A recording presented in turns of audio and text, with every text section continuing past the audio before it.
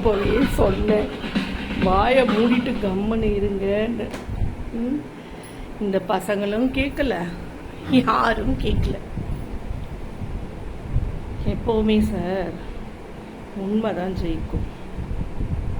நம்மக்கிட்ட 100 ரூபாய் இருந்தால் தான் ஒரு ஏழைங்க வந்து கஷ்டம்னு கேட்டால் ஒரு 10 ரூபாய் கொடுப்போம். அதுக்கு கூட ஒரு மனசு வரணும். ஒரு பெரிய பணக்காரங்களை பாருங்களேன், 10 ரூபாய் கீரைன்னு சொன்னால் நேற்று 8 ரூபாய்க்கு கொடுத்தா இன்றைக்கி 10 ரூபாய் சொல்கிறேன்னுவாங்க. அதுக்கு கூட ஒரு மனசு வேணும். ஒரு கீரைக்காரங்க கிட்ட, காய்கறி கார ஆளுங்க கிட்டெல்லாம் வந்து பேரம் பேசக்கூடாது.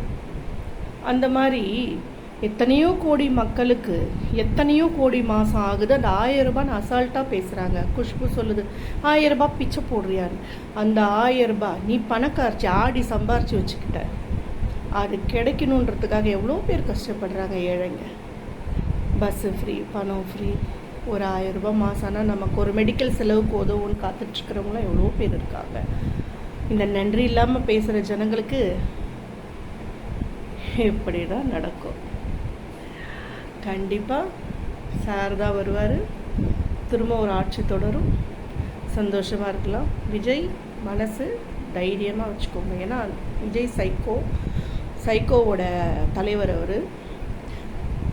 எதுவுமே உங்ககிட்ட இருக்க திறமையை வச்சு நீங்கள் நடித்து நல்லபடியாக உங்களோட அணில் குஞ்சு ரசிகர்களுக்கெல்லாம் ஒரு நல்ல கலைஞனாக வாழுங்க.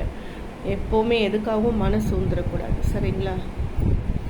என்றைக்கும் வந்து உங்களுக்கும் ஒரு தனித்தன்மை பெருமை இருக்குது, அதோடு வாழுங்க. வாழ்த்துக்கள் மு க ஸ்டாலின் சார்.